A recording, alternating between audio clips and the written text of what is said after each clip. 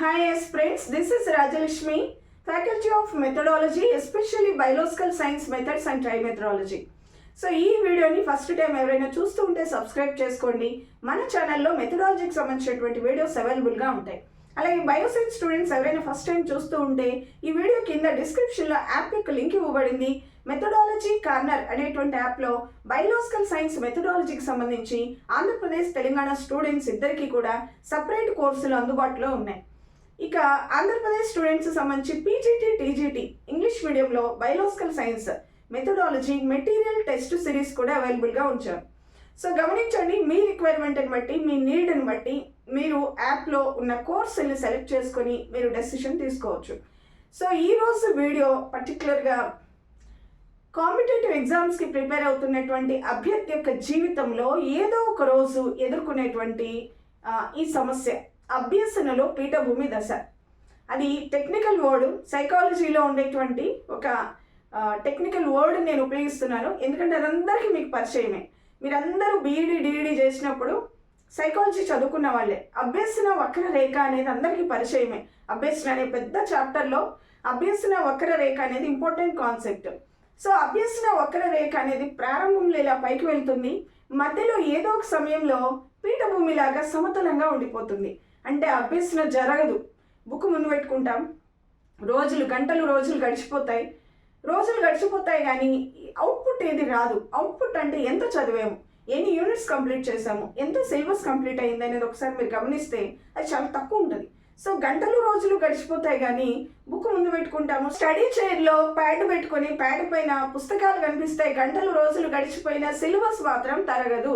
ఎన్ని యూనిట్స్ నేర్చుకున్నాము, ఎంత అవుట్పుట్ వచ్చింది అంటే అసలు ఏమీ చాలా తక్కువ ఉంటుంది.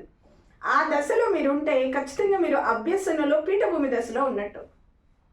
మీరు ప్రిపరేషన్ ప్రారంభించిన కొత్తలో అభ్యసన చాలా వేగంగా జరుగుతుంది. అభ్యసన అంటే సింపుల్గా నేర్చుకోవడం. సో ఎంత నేర్చుకున్నారు, ఎన్ని యూనిట్స్ కంప్లీట్ చేశారు, ఎంత సబ్జెక్ట్ మీ గ్రిప్లోకి వచ్చింది అంటే స్టార్టింగ్లో చాలా వేగంగా జరుగుతుంది. అది ఏదో ఒక దశకు వచ్చేసరికి మీరు కూర్చునే ఉంటారు, చదువుతూనే ఉంటారు, ఎక్కువ టైం స్పెండ్ చేస్తూనే ఉంటారు, పుస్తకాలు ముందే ఉంటాయి, కానీ ఏది బ్రెయిన్లోకి వెళ్ళదు. మీ ప్రిపరేషన్ కొనసాగుతుంది కానీ అభ్యసన మాత్రం జరగదు. అదే పీఠభూమి దశ.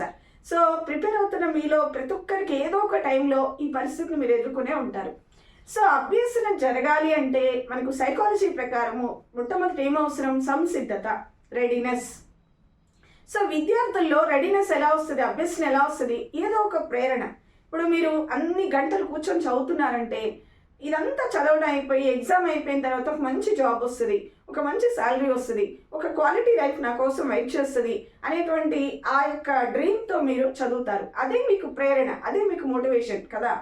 సో ఇక్కడ ఆ మోటివేషన్తోనే మన అభ్యసన అనేది వేగంగా కొనసాగుతుంది. ఇప్పుడు వ్యాపారం చేసే వ్యక్తికి లాభం వస్తుంది అనేదే మోటివేషన్, అదే ప్రేరణ. ఏ పని చేసినా లాభము అనేదే ప్రేరణ. అది లేకపోతే ఆ పని చేయటానికి ఉత్సాహం అనేది రాదు, అంటే ప్రేరణ అనేది కొనసాగదు అనమాట. ఇప్పుడు ప్రిపరేషన్ ప్రారంభంలో మీరు వేగంగా అభ్యసన అనేది ఉన్నది అంటే కారణం ఈ ప్రేరణ. ఇప్పుడు మరి ప్రిపరేషన్ మధ్యలోకి వచ్చిన తర్వాత ఆ వేగం తగ్గిపోయి అసలు పైకి అంటే ఇంప్రూవ్మెంట్ అనేది లేకుండా, ఇక్కడ నేను ఎగ్జాంపుల్గా ఒక్కరి రేఖ వేసాను చూడండి, అది పీఠభూమిలాగా లాటిట్యూడ్ స్టేజ్ అంటాం, సమతలంగా ఉంటుంది, హారిజాంటల్గా ఉంటుంది తప్ప మీకు వర్టికల్ గ్రోత్ ఇట్లా ఏమి ఉండదు. ఇట్లా కొనసాగుతూ ఉంటుంది ప్రిపరేషన్, నేర్చుకున్నది శూన్యం. మరి ఈ సమయంలో ఏం కావాలి చెప్పండి, మళ్ళీ మోటివేషన్ కావాలి, మళ్ళీ ప్రేరణ కావాలి. సో ఈ ప్రేరణ రెండు రకాలుగా వస్తుంది. ఒకటి అంతర్గత ప్రేరణ, ఒకటి బయట నుంచి వచ్చే బహిర్గత ప్రేరణ. దాన్ని ఏమంటాం మనం, ఎక్స్ట్రిన్సిక్ మోటివేషన్, ఇంట్రిన్సిక్ మోటివేషన్ అంటాం. సో మనకు బాహ్యంగా వచ్చేవి కొంతవరకు పనిచేస్తాయి, అంతర్గతంగా మిమ్మల్ని మీరు ప్రేరణకు గురి చేసుకోవడం అనేది అది చాలా స్ట్రాంగ్ జీల్ అనేది మీలో క్రియేట్ చేస్తుంది. అంటే మంచి ఆసక్తి, చాలా బలమైన ఆసక్తి. సో అంతర్గత ప్రేరణ అనేది మీలో బలమైన ఆసక్తిని కలుగజేస్తుంది. సో అంతర్గతంగా మీరు ప్రేరణ పొంది మీ ప్రిపరేషన్ మళ్ళా ఈ లాటిట్యూడ్ స్టేజ్ నుంచి పైకి తీసుకువెళ్ళవలసిన అవసరం ఉంది. సో మీ ప్రిపరేషన్లో మీరు ఎదుర్కొనే ఈ పీఠభూమి అనేటువంటి దశను మీరు అధిగమించకపోతే మీరు సిలబస్ కంప్లీట్ చేయలేరు. మళ్ళీ ప్రేరణకు మీరే అంతర్గతంగా ప్రేరణకు గురవ్వాల్సి ఉంటుంది. సో మన ప్రేరణకు ప్రధానమైన కారణాలు మన అవసరం. Need is act as motivation, that's all. మనకు జాబ్ అనేది అవసరం. జాబ్ లేకపోతే నాకు లైఫ్ లేదు అనుకునే ప్రతి స్టూడెంట్కి అదే మోటివేషన్. అంతకుమించి మనకి ఎవరో మోటివేషన్ చేయాల్సిన అవసరం లేదు. ఇప్పుడు జాబ్ లేకుండా మన లైఫ్ లీడ్ చేయడం చాలా కష్టం అని ఎవరైతే అనుకుంటారో ఖచ్చితంగా మళ్ళీ మనకు మనమే అంతర్గతంగా ప్రేరేపితులమై జాబ్ వస్తే లైఫ్ ఇలా ఉంటుంది, జాబ్ లేకపోతే లైఫ్ ఎలా ఉంటుంది, గురుకుల ఎగ్జామ్స్ అయిపోయినాయి, రిజల్ట్స్ వచ్చేసింది, అపాయింట్మెంట్ కూడా కొంతమంది స్టూడెంట్స్ తీసుకోవడం జరిగింది. అంటే ఇక్కడ చూడండి, ఇవన్నీ గడిచిపోతాయి, మన ప్రిపరేషన్ మాత్రం ఆగిపోతుంది. సో పీఠభూమి దశలో ఉన్నటువంటి ప్రతి విద్యార్థి గమనించండి, జాబ్ లేకపోతే what is next, what is my future అనేది ఒకసారి మీరు డ్రీమ్ చేసుకోండి. అంటే ఫ్యూచర్ ఎలా ఉంటుంది అనేది ఒకసారి మీరు మానసికంగా మీరు ఒకసారి డ్రీమ్ చేసుకొని మీ మనసులో చూడండి, ఫ్యూచర్ని ఎంత స్ట్రగుల్ చేయవలసి ఉంటుందో ఒకసారి ఊహించుకోండి. అలాంటి పరిస్థితి నాకు రాకూడదు అని మీరు అనుకుంటే డెఫినెట్గా మళ్ళీ స్టార్టింగ్లో మీరు ఎన్ని గంటలు చదివారో, స్టార్టింగ్లో ఎన్ని యూనిట్స్ పర్ డే కంప్లీట్ చేశారో మళ్ళీ అదే ఆసక్తితో కూర్చోండి. మనకి మనమే మోటివేషన్ తెచ్చుకోవాలి, మనల్ని ఎవరు మోటివేట్ చేయరు, మన ఫ్రెండ్స్ అసలే చేయరు. వీడు చదవడం మానేసి వీడికి జాబ్ రాకపోతేనే బాగుండు అని సంతోషించడానికి చాలామంది సిద్ధంగా ఉంటారు సమాజంలో. మనకి జాబ్ వచ్చి మనం బాగుపడితే సంతోషించేవారు తక్కువ ఉంటారు. కాబట్టి ఎవరి మీద మీరు డిపెండ్ అవ్వద్దు, మీకు మీరే అంతర్గతంగా ప్రేరణ తెచ్చుకొని భవిష్యత్తు అంధకారంగా ఉంటుంది నాకు జాబ్ రాకపోతే అని ఊహించుకొని మళ్ళీ స్టార్టింగ్లో మీరు ఎన్ని గంటలు చదివారు, పర్ డే ఎన్ని యూనిట్స్ కంప్లీట్ చేశారు, అంతకంటే ఎక్కువ టార్గెట్ పెట్టుకోండి. మార్నింగ్ 6 hours అంటే మార్నింగ్ సెషన్, మధ్యాహ్నం ఆడ్ టైమ్స్లో లంచ్ టైమ్స్లో 2-3 hours బ్రేక్ తీసుకోండి. మళ్ళీ ఫ్రెష్ అప్ అయ్యి ఈవినింగ్ 3-4 నుంచి మళ్ళీ స్టార్ట్ చేయండి. 10-11 వరకు ఈవినింగ్ 6 hours వచ్చేటట్టు చూసుకోండి. మార్నింగ్ సెషన్ ఒక 6 hours వచ్చేటట్టు చూసుకోండి. ఒక 4 subjects పెట్టుకోండి, 3-3-3-3 4 subjects పెట్టుకొని, మనకు డిఎస్సీలో కూడా ఆల్మోస్ట్ అంతే ఉంటాయి కదా, ఒకటి ఎక్స్ట్రా ఉందేమో. సో 4 subjects పక్కన పెట్టుకొని ఒక్కొక్క సబ్జెక్ట్ 3 hours 3 hours ఒక యూనిట్, లేదా పెద్ద యూనిట్ అనుకోండి హాఫ్ యూనిట్ కంప్లీట్ చేయాలి.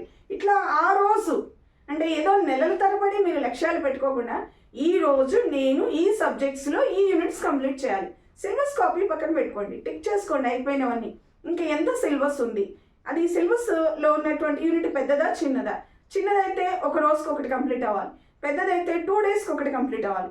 ఇట్లా టార్గెట్ పెట్టుకొని 12 hours కూర్చొని మీరు అనుకున్న లక్ష్యాన్ని కంప్లీట్ చేయండి. సిలబస్ కంప్లీట్ చేసుకోండి, 12 hours కంప్లీట్ చేయండి. ఈ విధంగా మీ ప్రిపరేషన్లో ఏర్పడినటువంటి పీఠభూమి దశను మరలా అధిగమిస్తేనే తప్ప మీ లక్ష్యాన్ని మీరు చేరుకోలేరు. గమనించండి, గురుకుల్ ఫలితాల్లో చాలామంది జాబ్ కోల్పోయారు. ఇప్పుడు డిఎస్సిలో నేను జాబ్ కోల్పోకూడదు అంటే డోంట్ అండర్ ఎస్టిమేట్ ఎగ్జామినేషన్. గురుకుల్లో వచ్చినంత ఈజీ పేపర్ ఇప్పుడు డిఎస్సిలో వస్తుందని మీరు ఎక్స్పెక్ట్ చేయలేరు. అన్నీ చేంజ్ అయినాయి, గవర్నమెంట్ కూడా చేంజ్ అయింది. So standard of question paper మనం ఎక్స్పెక్ట్ చేయలేం కాబట్టి డెప్త్గా చదవండి, ఎక్కువ ప్రిపేర్ అవ్వండి, మంచి లక్ష్యం పెట్టుకోండి, పర్ డే ఆ లక్ష్యాన్ని కంప్లీట్ చేయండి. మీకు మీరే అంతర్గతంగా ప్రేరణకు గురవ్వాల్సిన పరిస్థితి ఇది. ఆ టైం మీకు వచ్చింది కాబట్టి ఈ పీఠభూమి అనేటువంటి దశలో ఎవరైతే ఉన్నారో స్టూడెంట్స్ దాన్ని అధిగమించి పర్ డే గోల్స్ పెట్టుకొని కంప్లీట్ చేసుకొని ఫైనల్గా మీరు డిఎస్సిలో జాబ్ కొట్టి విజేతలుగా నిలవాలని మనస్ఫూర్తిగా కోరుకుంటూ I wish you all the very best.